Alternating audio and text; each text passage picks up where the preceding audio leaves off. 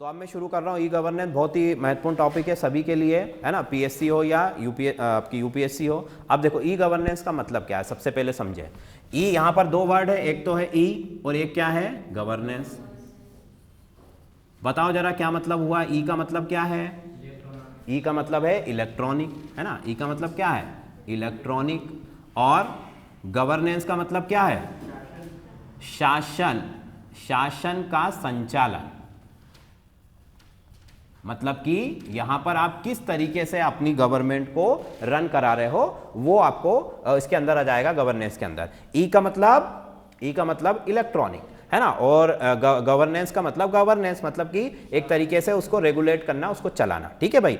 अब देखो यहां पर दोनों वर्ड को हमने जोड़ा है तो उसका क्या मतलब निकालूंगा मैं, उसका मतलब हम ये निकालेंगे कि इलेक्ट्रॉनिक जो आपके एपरेटस है ना, इलेक्ट्रॉनिक जो भी आपके माध्यम है, जैसे इंटरनेट है, मोबाइल है, कंप्यूटर है ना, इन सब चीजों के द्वारा मुझे क्या करना है, शासन का संचालन करना है। ठीक है, मतलब कि गवर्नेंस करना है। किसके द्वारा, इलेक्ट्रॉनिकली गवर्नेंस करना है। जैसे कि मान लो कोई भी काम होता है गवर्नमेंट का, आजकल तो सारे काम ऑनलाइन हो रहे हैं, है ना। जैसे मान लो किसानों का पैसा आ रहा है, वो सीधा अकाउंट में जा रहा है। आपने कोई फॉर्म डाला, गवर्नमेंट ने आपको कोई नोटिफिकेशन दिया, जैसे अभी अपना एग्जाम का नोटिफिकेशन आया, तो पहले सब क्या होता था, पहले ये सारी हार्ड कॉपियाँ हमको जमा करनी पड़ती थी, फॉर्म वहाँ से लाना पड़ता था, उसको फिल करना पड़ता था, फिर उसको पोस्ट से जाकर भेजना पड़ता था। पर आजकल ऐसा कुछ है क्या, नहीं है ना। 10-15 मिनट में अपना पूरा काम हो जाता है। तो ये सब चीज़ें किसकी वजह से पॉसिबल हो पा रही हैं, ई गवर्नेंस के थ्रू, है ना। तो इलेक्ट्रॉनिक जितने भी मीडियम है आपके, जैसे इंटरनेट है, मोबाइल है, कंप्यूटर है,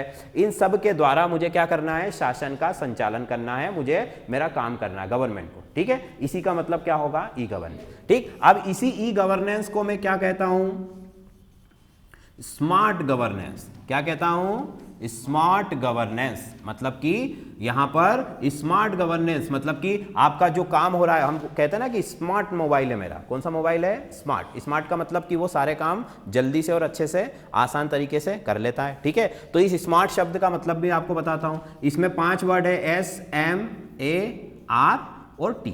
ठीक है, तो S का मतलब क्या है भाई, S का मतलब है सिंपल। S का मतलब क्या है, सिंपल।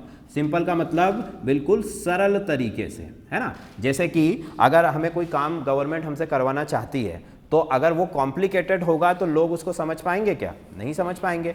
डॉक्यूमेंटेशन ज़्यादा होगा तो लोग उसको करेंगे क्या, नहीं करेंगे। भाई जैसे पहले होता था ना ये सारी चीज़ें कि कलेक्टर कोई प्रमाण पत्र आपको बनवाना है ना, मान लो मूल निवासी है या आपका कास्ट सर्टिफिकेट है, तो उसके लिए हमें कितनी सारी चीज़ें करनी पड़ती थी। ठीक है, आजकल वो सब है क्या, नहीं है। बहुत ही सरल और आसान तरीके से, जबकि आजकल तो जो कैफ़े वाले हैं, इंटरनेट वाले, वही बना देते हैं ये सारी चीज़ें, क्योंकि ऑनलाइन सब अवेलेबल है। तो कहने का मतलब क्या हुआ कि जो सरकार है वो आसान तरीके से अपना काम कर सके, पहली चीज़। दूसरा, एम का मतलब क्या हुआ, मोरल, है ना। मोरल का मतलब हिंदी में क्या होता है, नैतिक।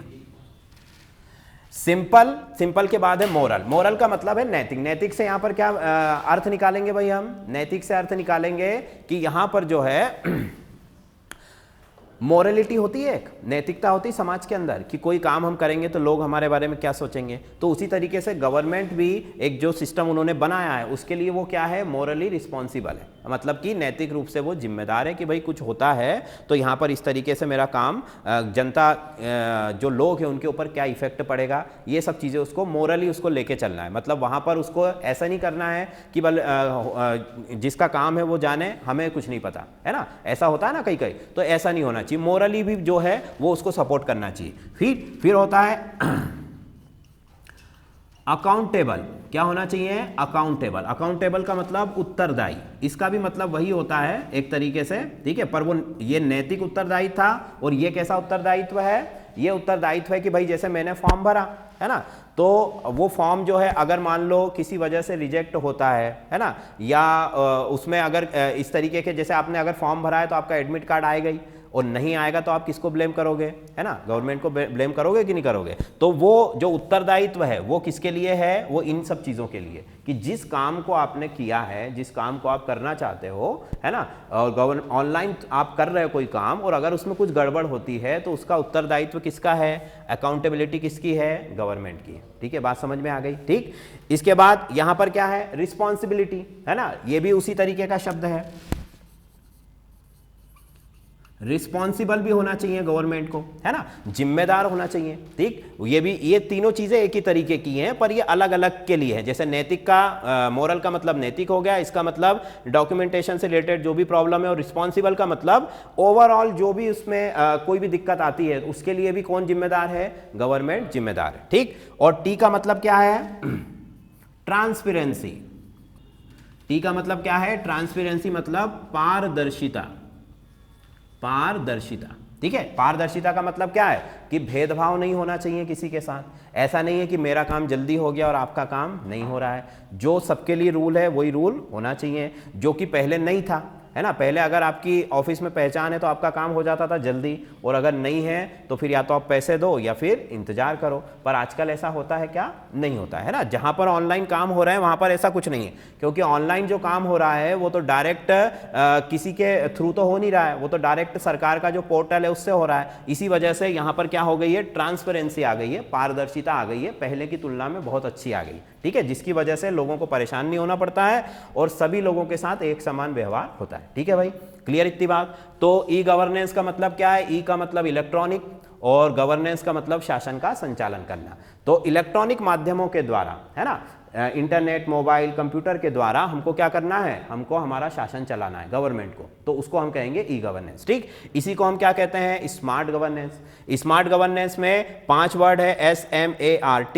एस का मतलब क्या है, सिंपल। एम का मतलब क्या है, मॉरल। ए का मतलब क्या है, अकाउंटेबल। आर का मतलब रिस्पॉन्सिबल और टी का मतलब ट्रांसपेरेंसी। ठीक है, तो जल्दी से नोट कर लो इसको।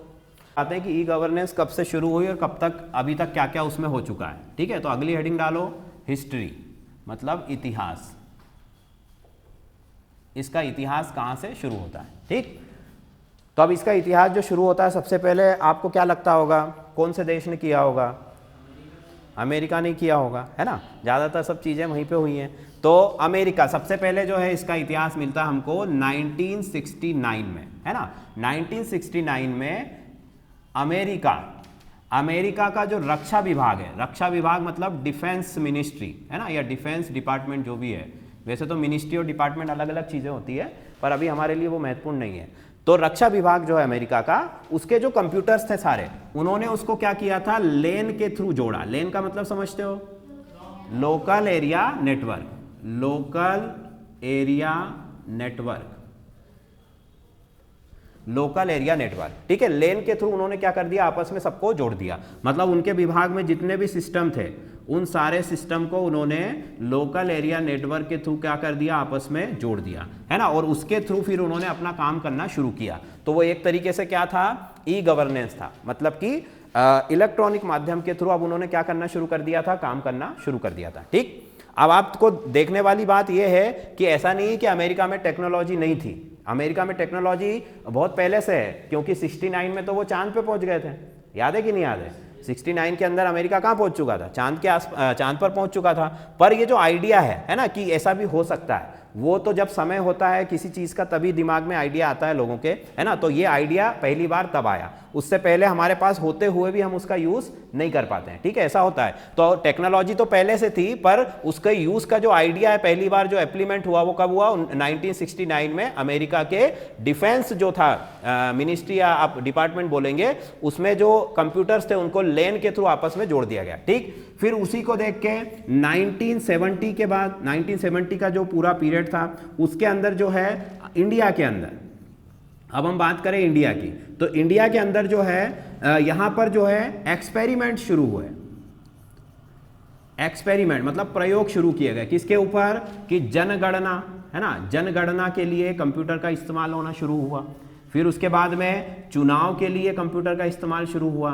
अब चुनाव के लिए मतलब ऐसा नहीं कि ईवीएम हमने वहाँ पर शुरू कर दी थी। चुनाव का मतलब यहाँ पर यह है कि चुनाव से संबंधित जो प्रक्रियाएं हैं, जो प्रोसेस है ना, जो डॉक्यूमेंटेशन है, उसमें थोड़ा बहुत ही बेसिक है ना, ज़्यादा आप यहाँ पर नहीं बोल सकते कि इसमें ऐसा कुछ यूज़ हुआ होगा। तो जनगणना है ना और चुनाव, ये दो चीज़ों के लिए एक्सपेरिमेंट शुरू हुए थे। केवल हमारी सरकार ने ये देखा कि भाई इससे फ़ायदा है कि नहीं है ना, ये करना उन्होंने शुरू किया बहुत ही बेसिक लेवल पर। ठीक है भाई। इसके बाद जो है उनको इसमें फ़ायदा दिखा तो 1970 में ही उन्होंने क्या किया, 1970 में ही उन्होंने जो है वो इलेक्ट्रॉनिक डिपार्टमेंट बना दिया, एक अलग से इलेक्ट्रॉनिक डिपार्टमेंट बना दिया। ठीक है, मतलब कि यहां पर एक ऐसा डिपार्टमेंट बना दिया जो इन सब चीजों को अब हैंडल करने वाला। उससे पहले हमारे यहां पर ऐसा कोई डिपार्टमेंट नहीं था क्योंकि टेक्नोलॉजी नहीं थी। ठीक, तो इलेक्ट्रॉनिक डिपार्टमेंट 1970 में बना दिया। ठीक, उसके बाद आओ तो और इसमें प्रोग्रेस अच्छी देखकर हमारी सरकार ने, देखो प्रोग्रेस तो अभी तक हो ही रही है इसमें, ऐसा तो है ही नहीं कि इसमें कुछ, देखो अच्छा बुरा तो सभी के साथ होता है। मतलब हमको पता ही है ना कि साइंस हम पढ़ते थे बचपन से कि साइंस वरदान है या क्या है, वो अभिशाप है ना, ये ऐसे हम सब ने लिखा है। तो उसमें इलेक्ट्रॉनिक के क्या है, देखो इसके इलेक्ट्रॉनिक के थ्रू हम अगर ये सब काम कर रहे हैं तो उसमें हमारे फायदे ज़्यादा है ना, नुकसान है, पर नुकसान के लिए भी फिर अब बहुत सारी चीज़ें ऐसी बन गई। जैसे सबसे ज़्यादा नुकसान ऐसी चीज़ों में किससे होता है, हैकर्स से, है ना, जो हैक कर लेते हैं साइट्स को और जो डाटा है वो चुरा लेते हैं। पर उसके लिए भी गवर्नमेंट ने आजकल बहुत सारी चीज़ें, देखो एक दो केस जैसे ही होते हैं तो गवर्नमेंट अलर्ट हो जाती है और ये सब काम करना शुरू कर देती। ठीक, अब देखो तो 1976 में उन्होंने क्या किया, आईटी मंत्रालय बना दिया। क्या बना दिया, आईटी मिनिस्ट्री, मिनिस्ट्री मतलब मंत्रालय बना दिया। आईटी का मतलब क्या है, information technology,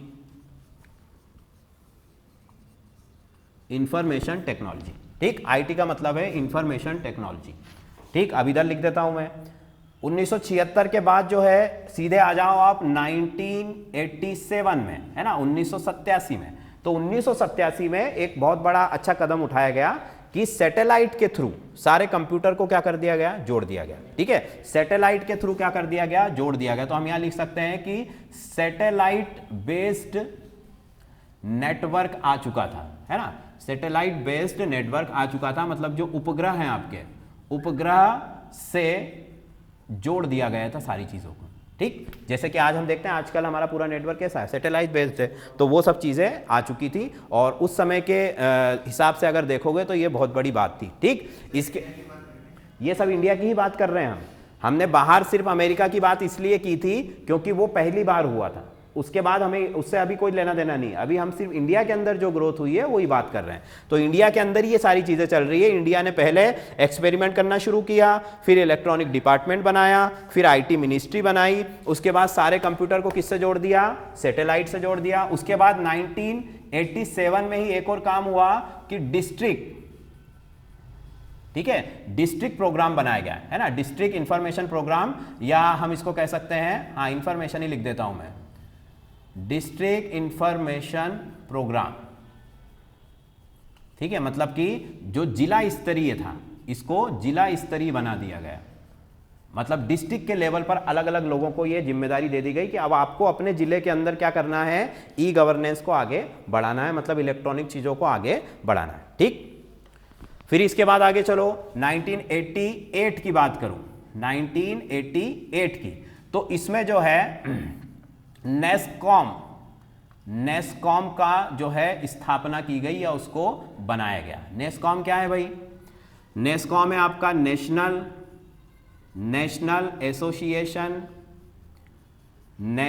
association of software and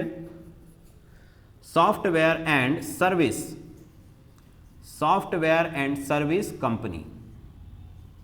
ठीक है, इसका फुल फॉर्म क्या हो गया, national association of software and service company. ये जो है इसकी स्थापना कर दी गई कब, 1988 में, मतलब 1988 के अंदर। ठीक, फिर आगे चलो, इसके बाद डायरेक्ट आपको इतिहास मिलेगा 1999 का, है ना, मतलब कि 1999 का। फिर इसके बाद 2000 में आईटी एक्ट बन गया था, 2000 में आईटी एक्ट बन चुका था, है ना। तो यहां लिख देते हैं हम आईटी एक्ट जो है वो 2000 में बन चुका था।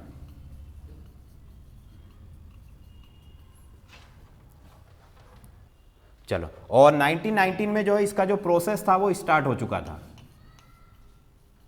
ठीक है, इसका प्रोसेस स्टार्ट हो चुका था और 2000 में जो है आईटी एक्ट बन चुका था। 2002 में, 2016 तक की बात करेंगे हम इसमें। तो 2002 में जो है इंस्टीट्यूट ऑफ ई गवर्नेंस, है ना, इंस्टीट्यूट ऑफ ई गवर्नेंस बनाया गया सन 2002 में। इंस्टीट्यूट ऑफ ई गवर्नेंस, ठीक, कहां पर बनाया गया? ये हैदराबाद में। हैदराबाद में इंस्टीट्यूट ऑफ ई गवर्नेंस बनाया गया। ठीक, अच्छा, इसमें एक और चीज जोड़ लेना, 1990 में इसमें आईटी मंत्रालय बना दिया था। एक डिपार्टमेंट बनाया था पहले, उसके बाद क्या बना दिया? मंत्रालय बना दिया, मिनिस्ट्री। यहां पर अगर हमने मिनिस्ट्री लिखा हो तो उसको डिपार्टमेंट कर लेना। मिनिस्ट्री लिखा था क्या? हाँ, तो उसको डिपार्टमेंट कर लेना, है ना। पहले डिपार्टमेंट बना था, उसके बाद मिनिस्ट्री बनी। ठीक, चलो, 2002 में institute of e governance Hyderabad के अंदर बना। उसके बाद 2006 में जो है स्मार्ट गवर्नेंस का प्लान बनाया गया पूरे इंडिया के लिए, है ना। तो हम लिख सकते हैं ऑल ओवर इंडिया के लिए, है ना। क्या बनाया गया? ई गवर्नेंस प्लान 2006 में। देखो, ये तो हैदराबाद में इंस्टीट्यूट बना दिया, उसके बाद क्या किया?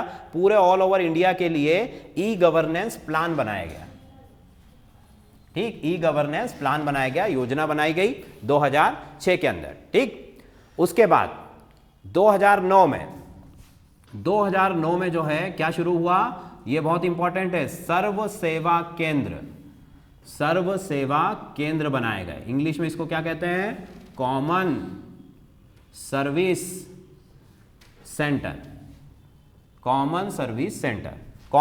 सेंटर बनाए गए कब? 2009 में। ठीक, तो हमें देखो, एक तो क्या करना है, हमको पूरा याद हो जाता तो बहुत अच्छी बात है ना। नहीं तो फिर आपको कम से कम मिनिस्ट्री कब बनी, है ना, ये जो फुल फॉर्म है इसका ये पता होना चाहिए। इसके बाद आईटी एक्ट कब बना ये पता होना चाहिए। ठीक, और फिर ये 2000 वाली जितनी भी लाइन है आपकी, ये हमको याद रहनी चाहिए, है ना, स्पेशली 2006 के बाद से।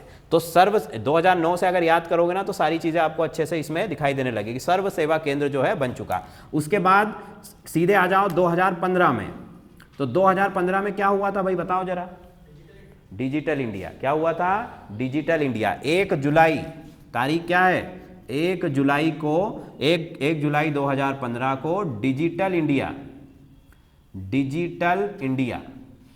ये जो है इसका कार्यक्रम अपने जो नरेंद्र मोदी जी है उन्होंने शुरू किया। ठीक, उसके बाद 2016 में जो अंतिम काम इसमें हुआ है वो ये हुआ है कि जो सूचना मंत्रालय है, कौन सा मंत्रालय है?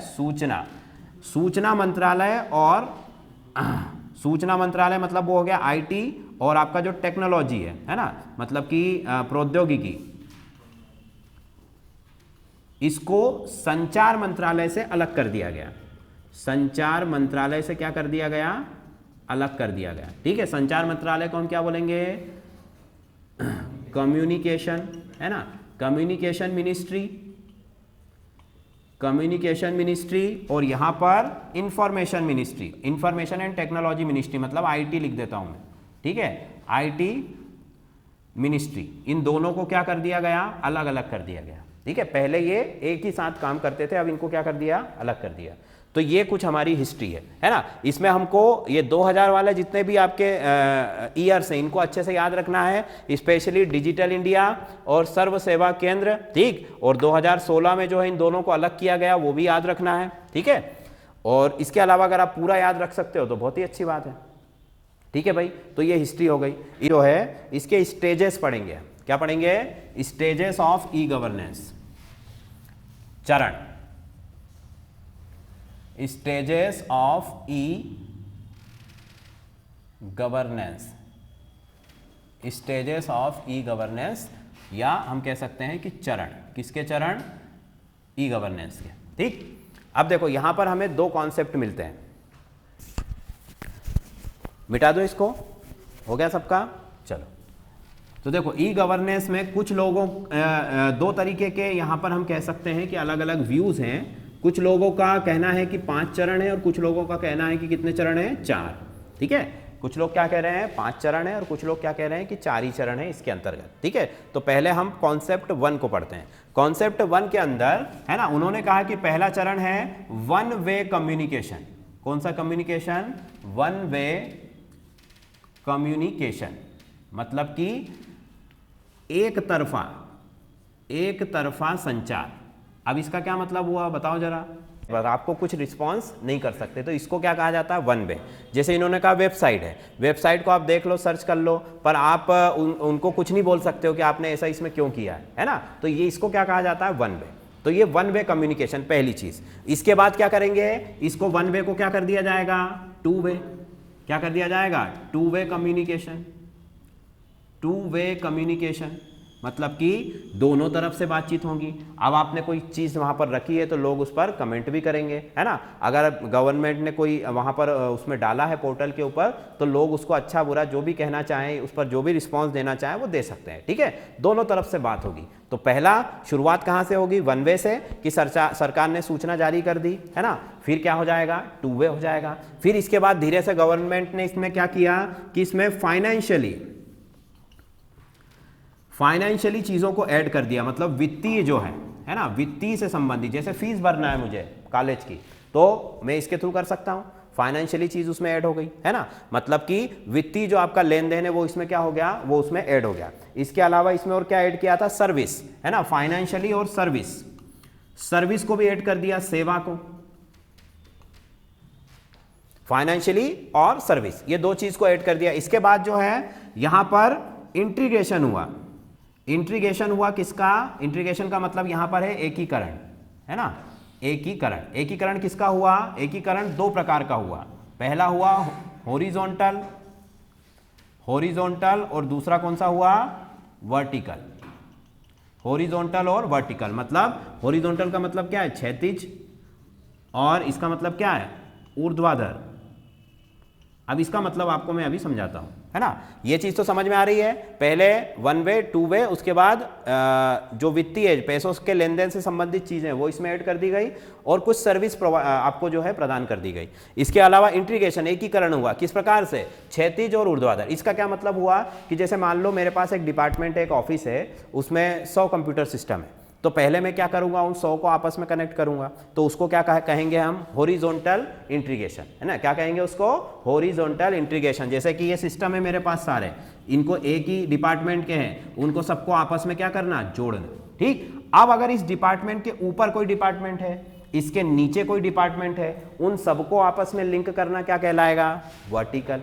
बात समझ में आ गई, है ना। मतलब एक ही डिपार्टमेंट की चीजों को ऐड करना क्या है, हॉरिजॉन्टल, और एक डिपार्टमेंट से दूसरे डिपार्टमेंट को लिंक करना क्या है, वर्टिकल। क्लियर इतनी बात। तो ये चौथा चरण हो गया, है ना। पांचवा जो था इसमें कि पॉलिटिकल पार्टिसिपेशन, मतलब राजनीतिक भागीदारी। ठीक है, राजनीतिक भागीदारी का मतलब क्या हुआ कि भाई पॉलिटिक्स से रिलेटेड भी कई काम होते हैं कि नहीं होते हैं, है ना। प्रचार प्रसार करना, लोग अपना जो है चुनाव के टाइम पर या वैसे भी अपनी बातों को जनता तक पहुंचाना, वो भी सब इन चीज़ों से हो जाता है। और नेता लोग भी आजकल सीधे सीधे इसमें क्या होते हैं, इन्वॉल्व होते हैं। और आजकल तो ज़्यादा काम इसी सब मोबाइल और इन पर ही होता है ना। वहाँ पर तो जाते ही हैं, जब चुनाव आता है तब जाते हैं लोगों के बीच में। बाकी के टाइम पर तो जैसे अभी मोदी जी ने क्या किया, मन की बात कर रहे हैं, है ना। या फिर मोदी जी वीडियो कॉन्फ्रेंसिंग के थ्रू किसी जगह का उद्घाटन कर रहे हैं, है ना। या फिर किसी से जैसे मुख्यमंत्रियों से उन्होंने कोरोना के टाइम पे बहुत सारी मीटिंग्स की, है ना। तो वो भी सब किसके थ्रू हुआ, इसी के थ्रू हुआ, ऑनलाइन हुआ। तो जो है पॉलिटिकल पार्टिसिपेशन भी जो है इसमें लास्ट में ऐड कर दिया गया। ठीक है भाई, तो ये कॉन्सेप्ट 1 के अकॉर्डिंग, है ना। पहले प्रकार के लोगों ने कहा है कि इतनी चीज होनी चाहिए किसके अंदर, ई गवर्नेंस के अंदर। ठीक, इसको फटाफट नोट कर लो। फिर हमें कॉन्सेप्ट 2 बता देता हूं जल्दी से, उसको भी मैं बता देता हूं फटाफट। उसमें उन्होंने 4 चीजें रखी। उन्होंने सबसे पहले कहा कि भाई ये तुम इतनी बातें कर रहे हो, इससे सबसे पहले जरूरी क्या है, सबसे पहले तो कंप्यूटर होना चाहिए। सबसे पहले जरूरी क्या है, कंप्यूटर। लोगों के पास कंप्यूटर ही नहीं होगा तो ये सब होगा क्या, नहीं होगा। तो उन्होंने पहली चीज क्या बता दी, कंप्यूटर चाहिए।